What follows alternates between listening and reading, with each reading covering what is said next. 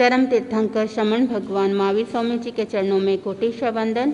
एक भव अवतारी चर्चा चक्रवर्ती भीष्म प्रतिज्ञाधारी अखंड बाल ब्रह्मचारी आचार्य सम्राट पूज्य श्री जयमल जी महाराज साहब के चरणों में कोटिशा वंदन। व्याख्यान वाचस्पति वचन सिद्ध साधक उग्र विहारी आशु कवि 12वें पट्टेदार आचार्य प्रभा श्री पार्श्व चंद्र जी महाराज साहब SS जैन समनी मार्ग के प्रारंभकर्ता अणुपेहा ध्यान प्रणेता प्रवचन प्रभावक मेरे जीवन उद्धारक पूज्य गुरुदेव डॉक्टर श्री पदम चंद्र जी महाराज साहब को वंदन करते हुए सभी गुरु भगवंतों को वंदन करती हूँ। मनुष्य जन्म को दुर्लभ बताया है। एक तरफ जन्म दुख का कारण है और ये जो जन्म होता है 4 गति जीवों के अंदर जन्म होता है, लेकिन एक तरफ मनुष्य भव को भी दुर्लभ कहा गया। बंधुओं, जो व्यक्ति जिस चीज से पीछे दौड़ रहा है दिन रात, उसकी महत्ता नहीं बताई है, उसका इम्पोर्टेंस नहीं बताया है, लेकिन मनुष्य भव को दुर्लभ बताया है।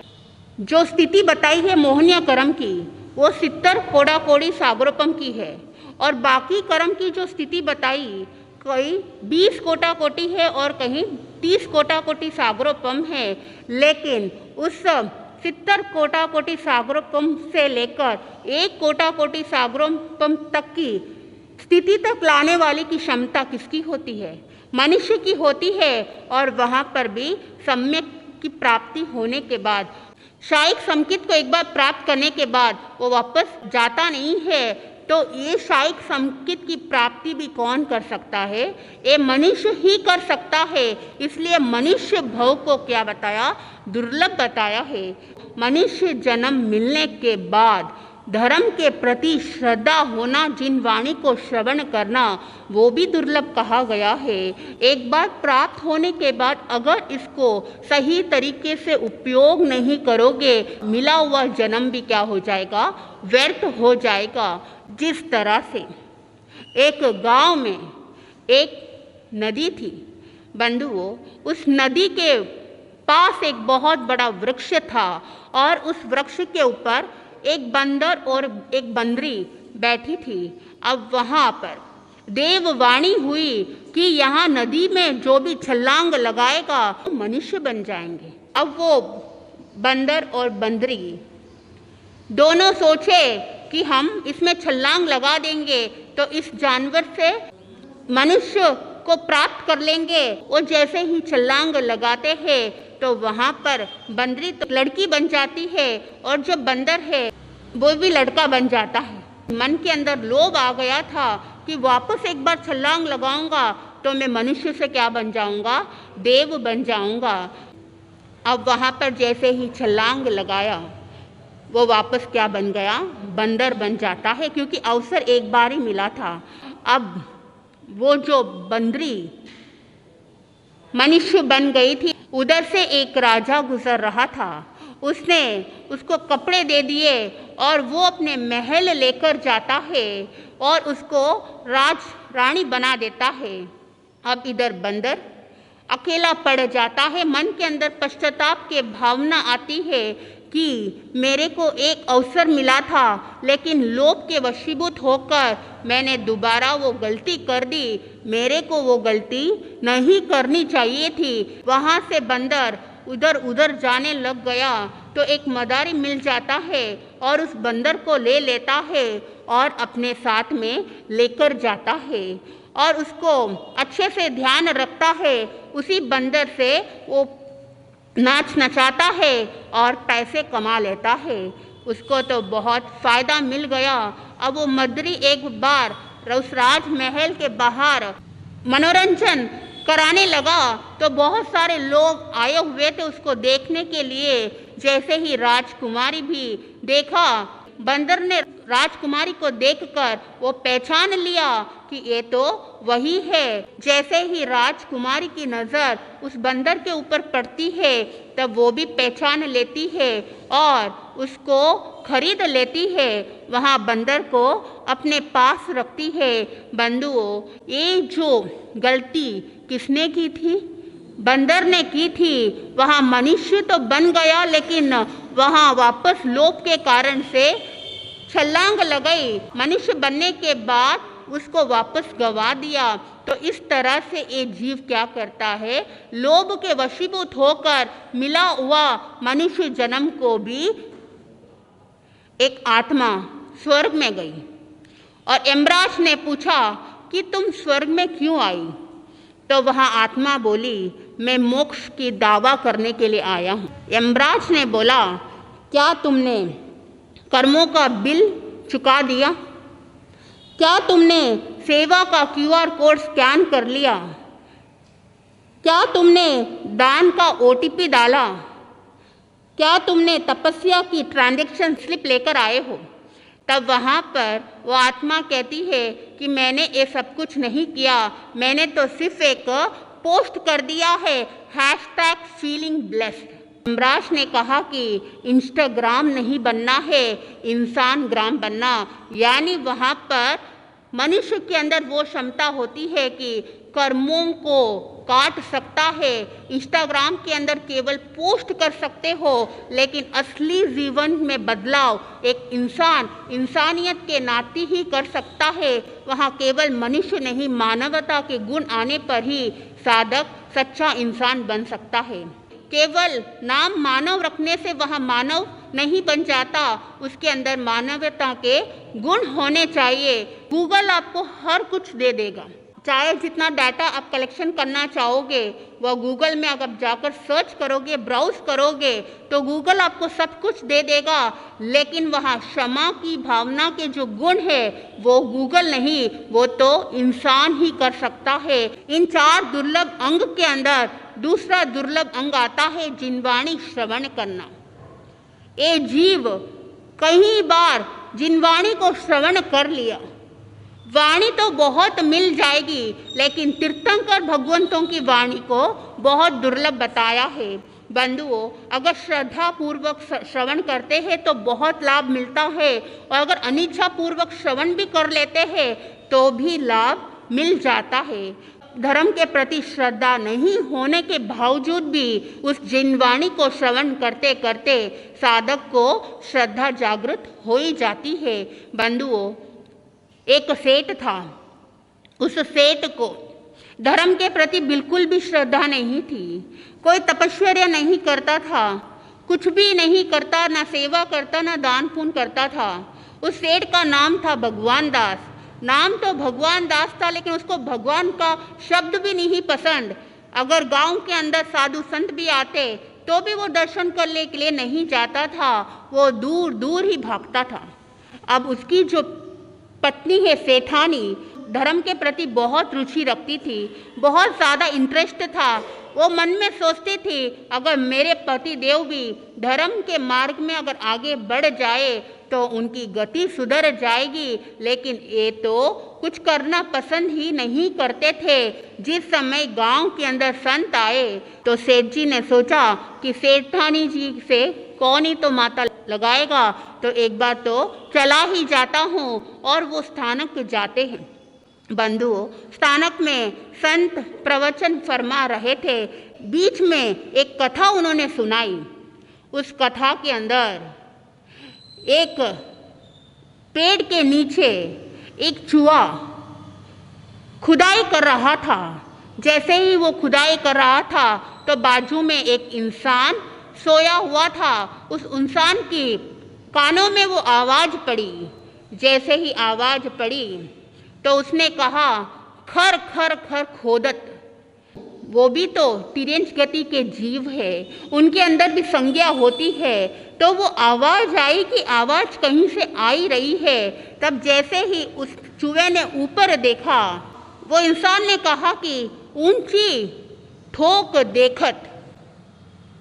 अब वहाँ पर चूहे ने जैसे ही ऊपर देखा, अब आवाज़ को सुनकर वो चुपचाप बैठ जाता है कि ये आवाज़ तो इंसानों की लग रही है और कहीं कुछ हो ना जाए। वो डरते डरते चुपचाप बैठ जाता है। तो जैसे ही चुपचाप बैठा, झकड़ झकड़ बैठक, वापस आवाज़ जब ये आती है और वो चूहा वह खोदता कुछ भी नहीं है और वो धड़ धड़ दौड़त ऐसे भाग जाता है। जैसे ही ये 4 बात उस सेठ जी ने सुनी, बाकी प्रवचन को तो उनको ध्यान में नहीं रहा, केवल ये 4 बातें याद रख रहे थे, क्योंकि बार बार वो दौड़ा रहे थे कि मेरे को ये 4 बातें नहीं भूलना है, तो उसको बार बार याद कर रहे थे। बंधुओं, प्रवचन कंप्लीट होने के बाद जैसे ही वापस वो घर लौटते हैं, सेठ जी थे, धन वैभव था, घर में किसी चीज़ की कमी नहीं थी, अनाज राशन सब कुछ विपुल मात्रा में थी। एक बार चोर आते हैं रात को चोरी करने के लिए। सेठ जी वो 4 बातें को याद रख लिए, रात को सोते लेकिन उन 4 बातों को ही दौड़ा रहे थे। जब जिस समय चोर घर में आते हैं चोरी करने के लिए, अब सेठ जी को तो नहीं पता कि चोर आए हुए हैं। चोर ने सोचा कि अब यहाँ सेठ जी के घर आए हैं, बहुत अच्छा मालताल मिलेगा, तो कुछ ना कुछ खुदाई करेंगे तो कुछ ना कुछ मिल ही जाएगा। जैसे ही खोदने के लिए वो आगे बढ़े, सेठ जी के मुंह से वो शब्द निकलता है, खर खर खर खोदत। अब जैसे चोर ने वो बात सुनी, चोर को लगा कि सेठ जी शायद जगे हुए होंगे, इसलिए आवाज़ आ रही है, लेकिन ये कंफर्म नहीं था कि वो सही में जगे है या कहीं और से आवाज़ आ रही है। ऊंची डोक देखत जैसे ये शब्द आया, तब चोर ऊपर देखने लग जाते हैं कि कौन बोल रहा है। अब वहाँ पर डर लगने लग गया। सेठ जी अगर उठ गए तो हमारे तो नंबर लगने वाला है, तो सोचा कि थोड़ी देर बैठ जाते हैं और थोड़ी देर के बाद जब आवाज़ कुछ भी नहीं आएगी तब चोरी करके चले जाएंगे। वो जैसे ही डर के मारे थोड़ी देर बैठ गए थे, सेठ जी के मुंह से निकला झक्कड़ मक्खड़ बैठक। अब वो तो सच में चोर को लगा कि सेठ जी तो उठे हुए होंगे, अब तो चोरी करके निकलेंगे और कहीं पकड़ में नहीं आ जाए, इसलिए वो देर करके धड़ धड़ भागत वो भाग जाते हैं और वापस लौट के नहीं आते हैं। बंधुओं, सेठ जी को तो वो प्रवचन सुने थे और वो शब्द मुंह में चल रहे थे। जब सेठ जी को पता चला कि घर के अंदर चोर आए हैं और बिना कोई माल ताल लिए वो ऐसे ही भाग गए, यानी कुछ भी नुकसान नहीं हुआ, तब सेठ जी को विश्वास हो गया संत महात्मा के प्रवचनों के ऊपर। जो प्रवचन सुना है ये खाली नहीं गया। तब वह सेठ जी, जो भगवान दास जैसा नाम था वैसे भगवान का रूप, यानी उनके अंदर वो सारे गुण आ गए, धर्म के प्रति श्रद्धा जागृत हो गई, तपस्या करने लग गए, सेवा करने लग गए, दान पुण्य करने लग गए। बंधुओं, ये जिन वाणी के अंदर वो ताकत होती है कि साधक अनिच्छा पूर्वक अगर श्रवण भी कर लेता है तो भी उसको लाभ अवश्य ही मिलता है। तो इसको भी क्या बताया, दुर्लभ बताया है। आप देखते हो कि जैसे आप प्रवचन श्रवण करने के लिए आते हो, ऐसे बहुत लोग होते हैं जिनको जानकारी तो मिल जाती है कि गांव के अंदर चातुर्मास हो रहा है, लेकिन फिर भी वो आने की इच्छा नहीं रखते हैं। इसलिए जिन वाणी को भी क्या बताया, दुर्लभ बताया। हर एक के अंदर रुचि जागृत हो, कोई ज़रूरी नहीं। पहला दुर्लभ बोल के अंदर मनुष्य जन्म, दूसरे बोल के अंदर जिन वाणी का श्रवण करना, तीसरे के अंदर उसके ऊपर श्रद्धा रखना, और चौथा बताया संयम में पराक्रम फोड़ना। अब संयम में पराक्रम ऐसे बहुत सारे चारित्र आत्माओं ने फोड़ा है, यानी संयम को अंगीकार करके अपने जीवन को कल्याण किया है। बड़ी साधु वंदना के अंदर ऐसे महापुरुषों का वर्णन बताया जिन्होंने अपनी आत्म का साक्षात्कार कर लिया है, मनुष्य जन्म को जो पाया है उसको सफल बना लिया है। 23वीं कड़ी के अंदर वली समुद्र पाल मुनि राजीमती रहनेम, केशी ने गौतम पाम्या शिवपुर खेम। उत्तरायण सूत्र के 22वें अध्ययन के अंदर वर्णन मिलता है वज्रमंडल के शौर्यपुर के राजा समुद्र विजय और उनकी पत्नी का नाम शिवा देवी। उनके 4 पुत्र होते हैं, नेम कुमार, रथनेमी, सत्यनेमी और दृढ़नेमी। समुद्र विजय के छोटे भाई वसुदेव वसुदेव की दो पत्नियां होती है, रोहिणी और देवकी। रोहिणी का पुत्र का नाम बलराम और देवकी का पुत्र का नाम केशव यानी कृष्ण भी कहते हैं। नेम कुमार, एक ही परिवार के अंदर दो दो बलवान पुरुषों का जन्म हुआ। अब नेम कुमार जैसे जैसे ही बड़े होते गए, युवा अवस्था में आए, एक शादी की उम्र हो गई थी। सब लोग चाहते थे कि नेम कुमार की शादी होवे, लेकिन नेम कुमार नहीं चाहते कि मैं शादी करूं। बंधुओं, जब तीर्थंकर जन्म लेते हैं उस समय 3 ज्ञान को लेकर आते हैं। कौन कौन से? मति ज्ञान, श्रुत ज्ञान और अवधि ज्ञान। और वहाँ तीर्थंकर की माता जब स्वप्न देखती है, 14 स्वप्न देखती है और क्लियर स्वप्न होते हैं। तो तीर्थंकर के जीव वो नेम कुमार थे, उनको शादी की बिल्कुल भी इच्छा नहीं थी, लेकिन घर वालों की रुचि थी कि वो शादी करें। हर व्यक्ति की अलग अलग रुचि होती है। किसी को होटल जाना रुचि होता है, किसी को घूमने के लिए जाना उसमें रुचि होती है, किसी किसी को धर्म के प्रति रुचि होती है। सबकी रुचि अलग अलग होती है।